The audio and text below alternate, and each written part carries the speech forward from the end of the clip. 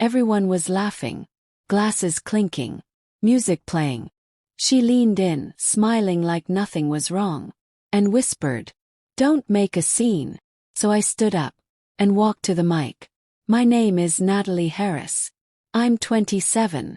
And what happened at my sister's engagement party? That wasn't a meltdown. It wasn't drama. It was a moment I planned, down to the second, because when someone stabs you with a smile, you don't cry.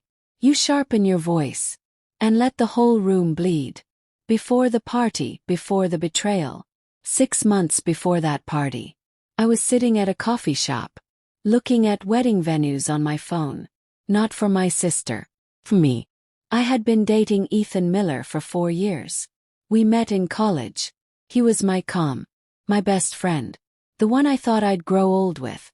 My sister Claire was the opposite, beautiful, charming, self-absorbed. We were close once, before she started treating everything like a competition. Grades, friends, even birthdays. She had to win, every time. But I never thought she'd take him. Suspicion starts small. The first red flag didn't wave, flickered. Ethan started acting off, secretive. We used to share everything. Now he left the room to take calls. He'd hide his screen, change passwords. When I asked about it, he smiled. "Work stuff. You know how my boss is." He nodded, but my gut didn't. Then Claire started texting me weird things. "Do you ever worry Ethan's too good to be true? If he ever hurts you, I'll kill him." Jickle face blowing. I thought she was just being protective. I didn't know. She was marking her territory. The night everything cracked. One night, Ethan fell asleep early. His phone buzzed. I glanced at it. One message lit up the whole room.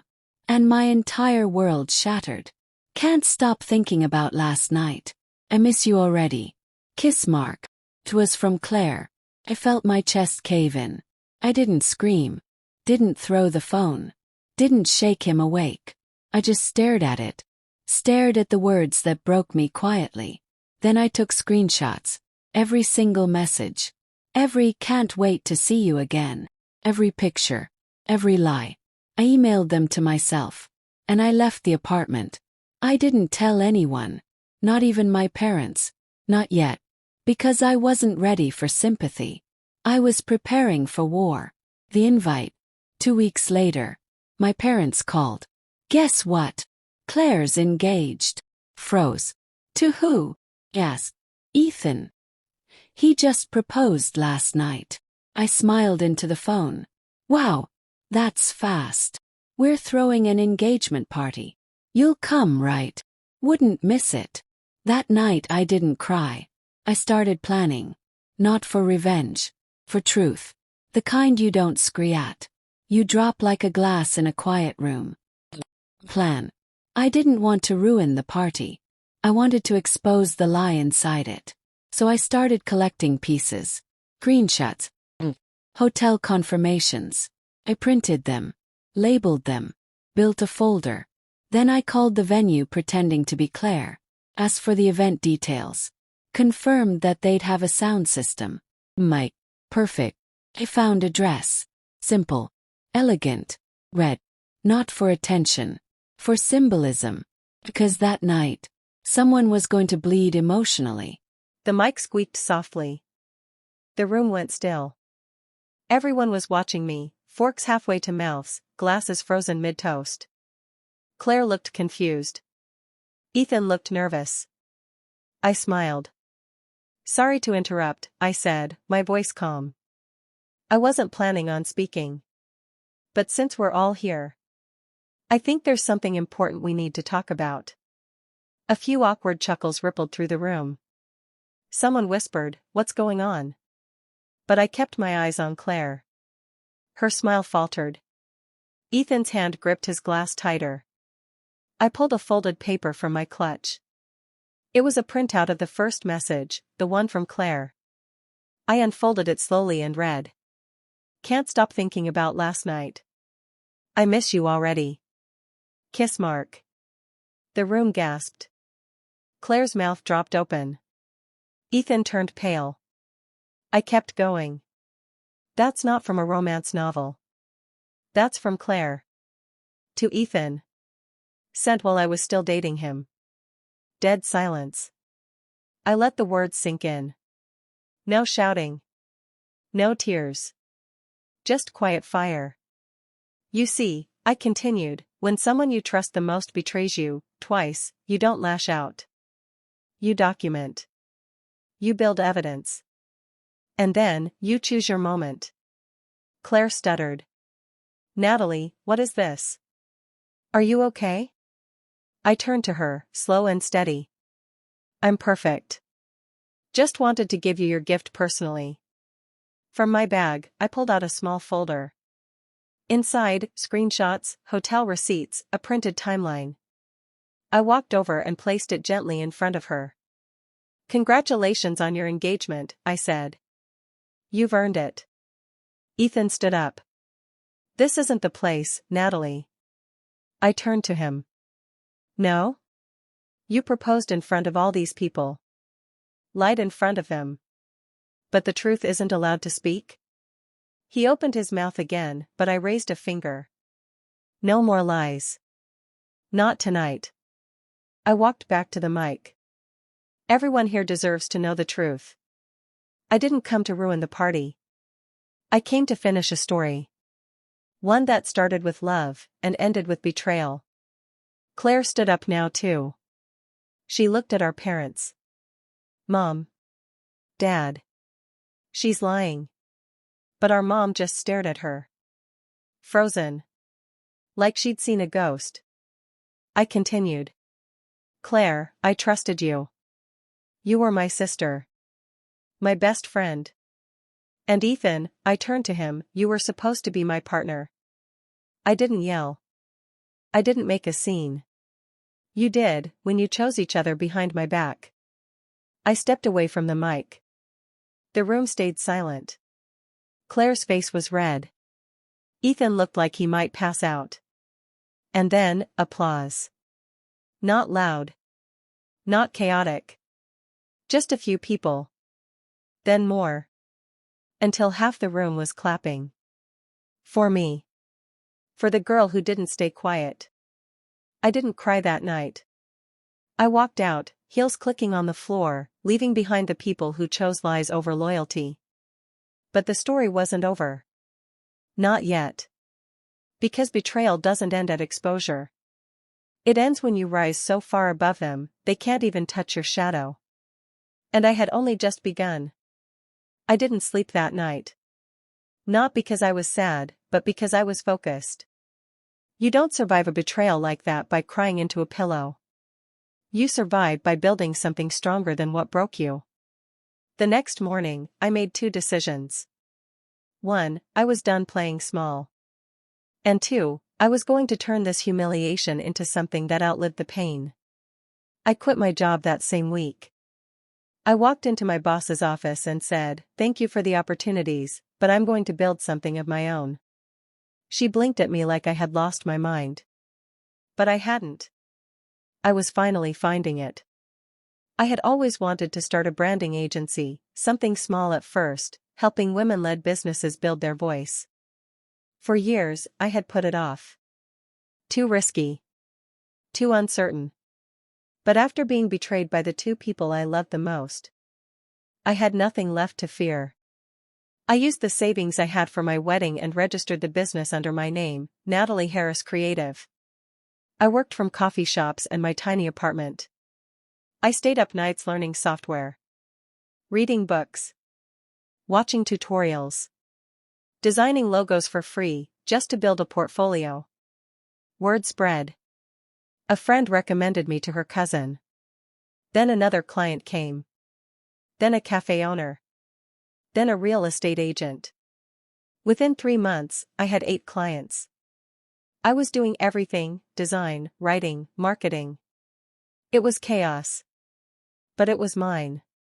One night, after a long day of client calls, I got an email. I almost laughed when I saw the name. Ethan Miller. Subject line, open to freelance work? I opened the email. It was short. Cold. Professional. We're looking for branding help for a startup project. You came highly recommended. Let me know your availability. He didn't know. He had no idea I was the one behind the agency. I scrolled to the bottom. Attached was a PDF of the company profile. I recognized some of the content. Claire's writing style, overdone, filled with fluff. Her name was on the file. I sat back and stared at the screen. They were building something together. A business. Maybe a new life. And they needed me. I didn't reply. Not yet. A week later, another email came. This time from Claire. Hey there. Not sure if this is your direct inbox, but I wanted to say I love your work. Would love to chat about working together. Hope to hear from you soon. It was surreal. My sister, the same one who whispered "don't make a scene," now wanted to collaborate. I forwarded both emails to my assistant. Yes, I had hired one by then. Set up a discovery call with them under a fake name. Don't reveal anything. She replied, on it. We scheduled the call. I listened in silently from another room. Claire was excited, bubbly. Ethan sounded bored, like always. They explained the project. Branding. Launching. Growth strategy. My assistant played along perfectly. Took notes. Asked all the right questions. At the end, Claire said, "We'll need someone who's professional but understands emotional storytelling. Someone who knows how to turn pain into power." I smiled. They had no idea. After the call, my assistant asked, "You really want to work with them?" I said, "Not yet. I want them to work for me." 3 weeks later, we posted 2 job listings. One for a marketing lead. One for a creative coordinator. Claire applied for marketing. Ethan applied for creative. They never connected the dots. My agency website didn't show my face. My name wasn't in the About section. I stayed invisible, by design. We interviewed them through team leads. Zoom calls. Pre-recorded questions. They got hired. They were both thrilled. Claire emailed, excited to join the team. Can't wait to meet everyone.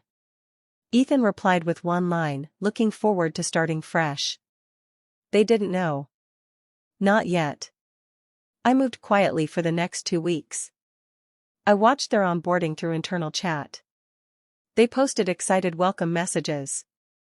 Claire even wrote, "Feels like the start of something amazing." Oh, it was. Just not for them. Then came the day. I sent out a calendar invite to all staff, team town hall plus meet the CEO, mandatory. Claire reacted with heart emojis. Ethan replied, "Finally. Wonder who the mystery CEO is." The meeting room filled fast. I stood behind the tinted glass wall, watching. Claire was adjusting her hair. Ethan leaned back, arms folded. I took a deep breath. Then I opened the door. All eyes turned. Claire froze. Ethan dropped his pen. I walked to the front of the room and smiled. "Good afternoon. For those of you who don't know me, I'm Natalie Harris, founder and CEO of this company." The silence was thick. Claire's mouth opened, then closed. Ethan turned red. I let it sit. Then I looked straight at them. "Claire. Ethan. You're both dismissed. Effective immediately." No one moved. No one spoke. Not even them. I didn't explain. I didn't need to. Because sometimes revenge isn't loud. Sometimes, it just walks in wearing red, and leaves without a single scratch. The moment I said those words, "You're both dismissed," the room was dead silent. You could hear the sound of Claire's pen roll off the table and hit the floor. She blinked at me like she couldn't process what I just said. Ethan stood up halfway, like he was going to say something, but didn't. He looked stunned. Humiliated. Powerless. I didn't stay long. I turned to my team and said calmly, "Meeting over. Back to work, everyone." They didn't know the backstory. They didn't need to. They clapped, not because they understood what had happened, but because they trusted their CEO. As I walked out of the room, I felt nothing. No adrenaline. No panic. Just peace. For the first time in over a year, I didn't feel like the girl who got left behind. I felt like the woman who built the table, then decided who got a seat. I went back to my office, closed the door, and let out one slow breath. It was done. But the story didn't really end there. Because after the applause faded, after they left the building, the world didn't stop for Claire and Ethan, it kept showing them what happens when you burn the wrong person. Claire posted a cryptic Instagram story that night. Some people live to make others look bad. I live to rise above it. No tags. No names. Just a blurry mirror selfie and her usual fake confidence. Ethan, on the other hand, tried reaching out. He emailed. Called. Left a voicemail. "Natalie, please. I didn't know this was your company. I made a mistake. I regret it." I didn't reply. Not because I wanted to hurt him. But because some people don't deserve closure, just consequences. Over the next few months, business exploded. I got invited to speak at a women's leadership conference. My story went semi-viral after someone on my team anonymously posted a thread about it. Our CEO just fired 2 new hires. One was her ex. The other was her sister. They had no idea who they were working for. She didn't scream. She just walked in, said what she needed to say, and walked out. It got over 1 million views in a week. People called me cold. Others called me iconic. I didn't care what label they gave me. I knew who I was now. A woman who turned betrayal into a business. A woman who used the silence they forced on her as fuel. A woman who refused to let being broken stop her from becoming unshakable. One day, months later, I got a letter. No name on the envelope. No return address. Inside, just a folded note. "I didn't just lose you. I lost myself the second I thought I could play with your heart and walk away clean. I hope one day you forgive me." I folded the paper back and dropped it into my shredder. Because forgiveness doesn't always mean responding.